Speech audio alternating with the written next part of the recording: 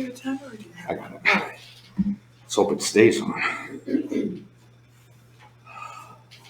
Good evening, everyone. My name is John, and I am an alcoholic. Hi, John. And Danny, unbelievable. Thank you so much. My heart is full. It really is.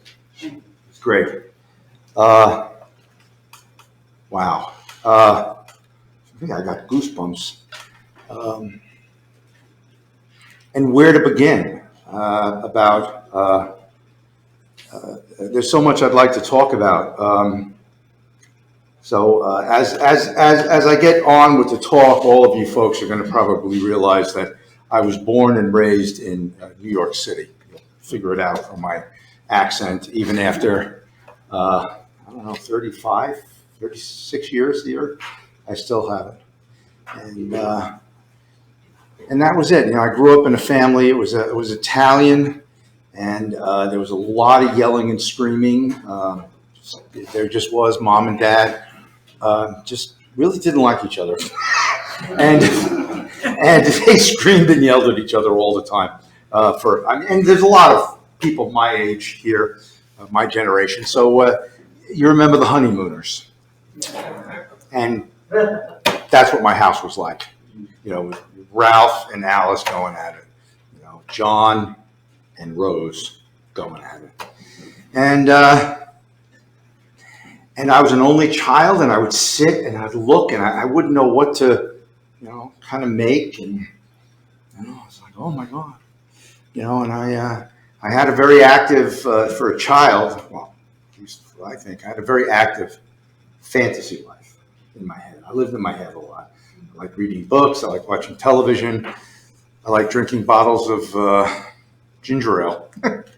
Anything to get me out of myself, I guess. And the reality was when I was about 13 or 14 years old or thereabouts, I picked up my first drink. And it was love. Something changed in me. I look back on it today, and it was just, the Lego blocks fit at that point. And now, maybe not discursively in my head, but man, down deep in here, that's what I was going for after that. And every decision I made from that time, when I got that first drink, till I got into Alcoholics Anonymous, was based on alcohol. Now, my first sponsor, Richie Alvarez, he told me that. I wasn't, that piece of knowledge wasn't available to me. I had to be told that. But when I reflected on it, it really was true. It was every decision I made, who I hung out with, where I went, everything was alcohol there, and were the people who were there going to drink like I drank. That was it. And that was it. And I kind of, I was playing golf on Thursday, and I'm talking with my golfing partner, and we were talking about grammar school and getting into high school. And when I was like 13, this was before I started drinking, that's when I peaked. Because I had taken, this is New York City, I had taken an exam to get into Catholic high schools. That's how they did it. They took an exam. And so I took this exam, and I applied to the 5 toughest schools to get into, all Jesuit, rigorous academic, and I got into every one. So even my 5th choice, and they knew it was my 5th choice, accepted me. They wanted me. And when my mom got it, got this news, she came home from work and made me a big, lunch. It was like, well, and that was it. And then it went downhill from there. Because that summer I started drinking, and and it worked for a bit. I was able to hang on to the grades for a bit and hang on to discipline for a bit, but not for very long. And literally by the time I was 16, maybe, I was drinking every day, and I was smoking that non-addicting marijuana also every day. Although I don't think in today's day and age they would call what I smoked marijuana. It was weed, literally, but it didn't matter. It was the thought of doing it. Like, oh, this is going to change, so I'll do it, kind of a thing. Anyway, I got into college and failed out because I couldn't put two and two together that to be in school you need to study. It was just I just partied. I partied my way out of it, and I moved back home and I started working in the restaurant business, and all of a sudden I was making a lot of money. Now this is, I don't know, let's see, 1975, 1976, something around there. So I was taking home every night cash, like $150 to $175. Sounds like a lot of coin back then. It's just a lot of coin now. Well, maybe not, I don't know. But, it was, and it came in and it went out. There was just no, I couldn't hold on to this stuff, So, there were like tips for bartenders and tips for waitresses and waiters and tips for my drug dealers. And it's all gone. And it worked for a while. I was okay with it. I was doing okay. I was living in Manhattan, and I was having a lot of fun. New York City, by the way, is a great place to drink. Now, I know that wherever an alcoholic is, it's a great place to drink. But New York was an especially great place to drink. It was. But it wasn't great. It was great for a little bit, and then it wasn't great. And then bad things started to happen to me, started losing a lot of jobs, losing waiters' jobs. It's just not that, you got to be pretty lame to lose a waiter's job. But I seemed to find a way to do it, and I don't know how that was. And anyway, Bill Wilson talks about having this great social life when he was drinking. We spent in thousands and chatted in millions. The gin places uptown in Harlem, which is where that was and stuff. But then he said, he had a row with a cab driver, and he goes, I became a lone wolf, which I'm not big into AA history, but what I'm assuming he's saying is that he stopped going out to drink and just stayed inside. I lost the ability to go out and drink.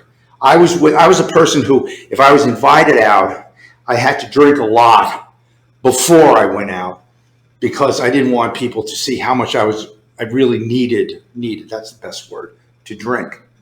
Right. So I would, I literally would take a bottle of scotch out of my cupboard and just drink it like that, gulp it, and get enough down so, the jitters were gone. And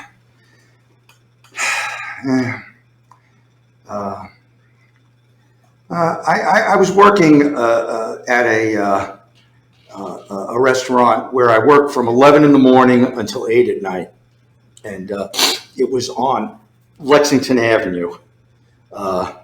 So I'd take the train in from Queens, and I would go up this escalator, and it was deep. So it was like, whoop, and you go to a mezzanine, and whoop, and you whip out on Lexington Avenue. And on the way up, I had a spiritual awakening. And that was, if I got to Lexington Avenue and made a left turn and went down to 51st Street, because this was 53rd, there was a liquor store there. And I could get a bottle of vodka and then go back up to 55th Street where my job was. And this was the beginning of my morning drinking. And I can tell you right now, every morning after that, that's exactly what I did, And then I got another job. I don't know how I did this, but I did. I got another job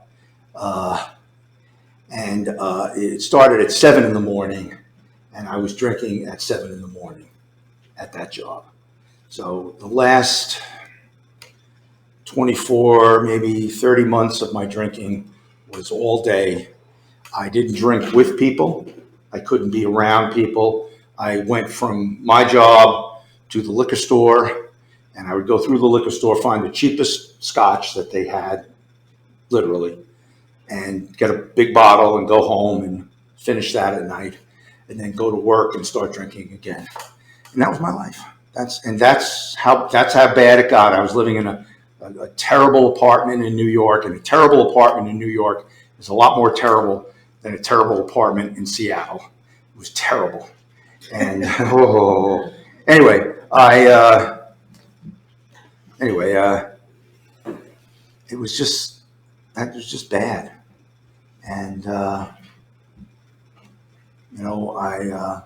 was working around Wall Street, and I was 27 at this point in my life. This is 1983. And I'd see people walking around my age, men and women, and they would have tailored suits on. They would have leather briefcases. And the most shocking thing of all, they would have marriage rings. And I would literally ask myself, how did they do that? I didn't understand how they got to there, and they're my age, and I'm here. I had no clue, Anyway, I was depressed, to say the least. And I went to a counselor at work, and she saw me 3 times, and she did a little alcohol test for me, and I either passed or failed, whichever way you want to look at it. And she said, "You're an alcoholic, John, and nothing is going to change in your life until you stop drinking." Those were her exact words. Nothing is going to change in your life until you stop drinking. And I said to her, "Okay, what do I got to do?" That was it. Where did that willingness come from, fellas, ladies? I don't know. Did I ever have willingness like that before in my life? No, I never did. Where did that come from? Okay, what do I have to do? So she goes through, we'll get you into detox, we'll take you to 28-day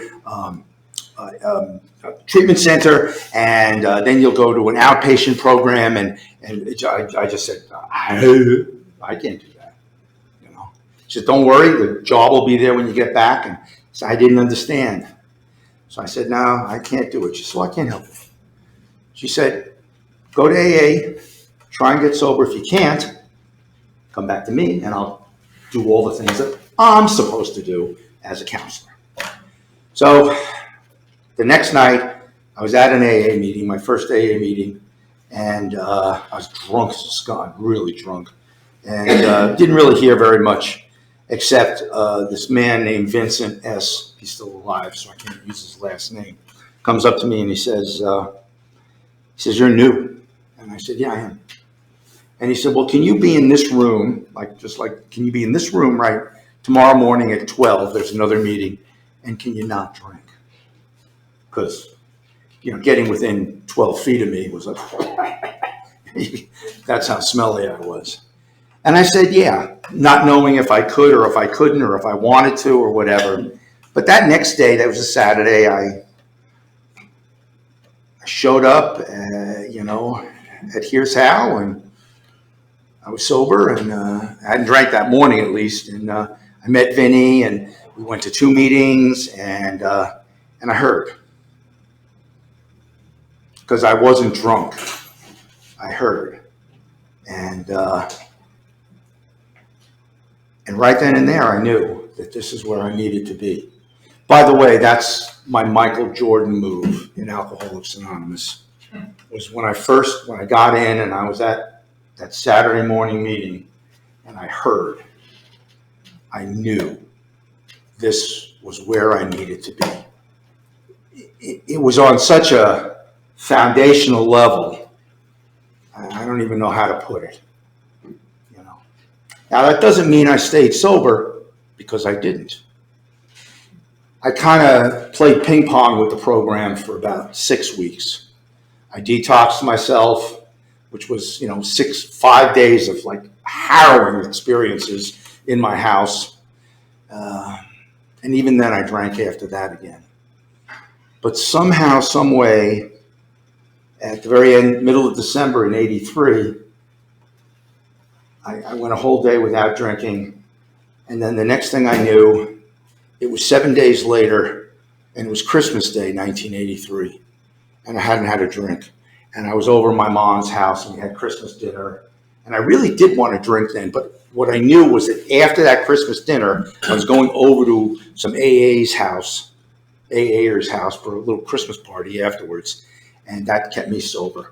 And the next thing I knew, it was New Year's Eve, and I was at an AA party. And next thing I knew, it was March 18th, day after St. Patrick's Day, and I've been sober 90 days. Sorry. And I was off to the races, that was it. Don't look back, service work, got a sponsor. Sponsor wasn't a big step guy, but he was a first step guy. And God, you'd listen to him talk about the unconditionality of not drinking. I don't drink no matter what. Now, I know we have a spiritual awakening that removes the compulsion to drink. I understand that 100%. But sitting at a diner across from Richie with 2 cups of coffee and him talking about that concept of being an alcoholic and what that meant, and then how you have to unconditionally tell yourself you're not going to drink. It's not white knuckling. It's different. I'd walk away from that booth, so convinced that I would never, ever drink again. It was amazing, Anyway, I stayed, where am I at here? Okay. Anyway, I stayed sober, and I needed a job, a real job, and I was taking the subway home to work one day and had a little thing up there, a little subway ad that said, "Become a police officer." So that night I talked to Bill Laughlin at Elm Heights, told him about it. He said, "Go for it." And I did. And 8 months later, I was walking into the New York City Police Academy after I had taken the test and got it vetted, And 6 months after that, I was given a gun and a shield, and I was put on a train because I was a transit cop, and I would ride the trains alone in New York City from 8 at night till 4 in the morning. So it's like, okay, I didn't even know how to arrest people. I was too scared to. It took me like a year to make my first arrest. Anyway, then I realized it wasn't that hard to arrest people, or to arrest people nicely, which I was very good at. I have a gift of gab, and my Michael Jordan move as a cop was talking people into handcuffs. I was real good at it. I just was. It was, why fight? It was really the truth. So anyway, I met my wife on the train one night, and we started going out, and she lived on the West Coast where she grew up, and we came out here for a visit, and we visited Seattle, and it was, it was September, it was 80, 74 degrees, no humidity, it was sunny. It was like, man, this place is great. So she said, well, why don't you apply to the police department here? So I did. And long story short, I got the job out here and moved. I was 33 years old. I was like an urban hillbilly. I'd never moved out of New York ever. And I came out here, and all the things that kind of supposed to happen happened. I was married. We bought a house. We started a family. We had 3 children. And I just want to say I was committed.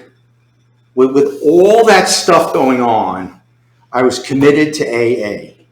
I always tried to make a meeting. Meetings were paramount they are paramount in my recovery. Okay, this is where my magic happens. Okay, now out here I met a man named George Evans, may he rest in peace, who became my sponsor. And George formally walked me through the steps. We did the steps, in order. We did a full and complete as can be. 4th and 5th, 6th, 7th, did the 8th and 9th step. I made all my amends.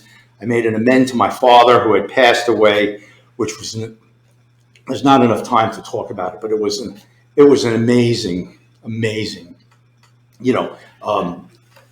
to him. The thing that happened in that amend was I hated my father. But what happened was, after doing a 4th step on my resentments against him and doing an 8th step about, what was my side of the street and what I was making amend for, I got to walk in his shoes. What I found out was what it was like to be a father to me. In other words, how he must have looked at me and figured out, what do I do with this kid? And the amount of frustration he must have had. And he re-entered my life. He entered into my life through my heart, And, it was an amazing spiritual experience. Amazing, And I don't know. What are we looking at here? Okay. So, just to kind of clear up a little stuff, my wife and I got a divorce about 12 or 13 years ago. And that was the hardest thing that I ever went through in my sobriety. Every day was a nervous breakdown, every day. Bad. And my sponsor at that point was a guy named Roy C. Many of you know. And this man was the most amazing. He called me up every day. Well, John, you want to come and let's take a walk around the park? Okay, just to be. He knew I needed to be around somebody. That promise, the promises, right? The promises, right? About. Okay, let's the 5th step promise. That's what I want to talk about right now. They're supposed to happen after you write your 4th step and talk to your sponsor about it. That never really happened to me. I had good, sincere 5th steps with many, with my sponsors, but I never had that promise, where Bill talks about being at one with the universe, right, kind of a thing. That's paraphrasing. I apologize. But Roy was giving me assignments every time I saw him, written assignments, and I dutifully do them, and I was doing them, time and time again. And over and over and over again. I could have just brought one of the ones that I wrote 3 weeks ago and just gave it to him, and he'd always did that kind of thing. But I did. I actually wrote new ones out. One day I had written work for him, and we sat down in a park, and I read it to him, and we talked. And it happened. It was whatever was going through me, that restlessness, irritability, and discontentment, really just felt like it just kind of went away. Like taking the top off the pressure cooker. We walked out of that park, and I really felt kind of connected. I really did. It was amazing. It's amazing. So, okay. So I want to talk about what's going on now. December, God willing, 40 years of sobriety. Big one. No clapping, please. It's a date, a time, and it's more your accomplishment than mine. It's no doubt. If I ever think it's my accomplishment, anybody here, just get an oar. Whack me over the head with it. Because we know that's just not true. So for many years, decades, I should say, I had a lot of problems. Not problems, I just didn't feel God. I didn't feel the higher power. My higher power was when, I'm just going to pick out Nancy. Nancy would share at a meeting, and she would share something from her heart. And we know what that hears. Not from here. We hear a lot of that, and I can tell you that much. That's an opinion, so take it for what it's worth. But when it shares from the heart, and I can feel that energy from your heart, and it comes into my heart, and there's a recovery there, right? That's the AA thing for me, and that was my higher power, because that was the power I felt. Well, as I'm getting on in sobriety now, and I need more. I just do. You know, there's a saying that one of my good friends in the program says, humility is knowing my need for God. And at this point in my life, I feel the need for God. Now, this is recent. This is only the last couple of years, you know, and I've taken measures to do that. But I just, you know, I feel a need, and this might sound weird, but to kind of, you know, Catholic, of course, thank you, supplicate or just submit to God. Like, here it is. Whatever it is, it's not John. That's who I'm praying to. It's not John. It's not John's anything. You know, my self-centeredness, my selfishness, my ideas that I'm right. It's just not John. It's something else. I need, at least I'm feeling the need for something else to help me along in my life in sobriety. And I can tell you that I am more committed to sobriety today, the way I feel it, than I ever have been. I love the fact that I've found something in my life that really works. And I have people here who really understand me and who I understand when they share from their heart. When you share from your head, yeah, it sounds good, but, you know, it sounds good. Share from your heart. 236. Okay, quick story. So my home group is Abigail's Ghost, and meets every day at 7 a.m. And over the past 6 years, we have had quite a number of newcomers come in. Some make it, some didn't. But there was a lot of people who had some really, really hard-fought sobriety. They didn't come in and get it. They had to fight for it, you know, and sometimes they lost. They had to come back and fight again, you know, time and time again. And I would sit and listen to them, and I would be so moved at the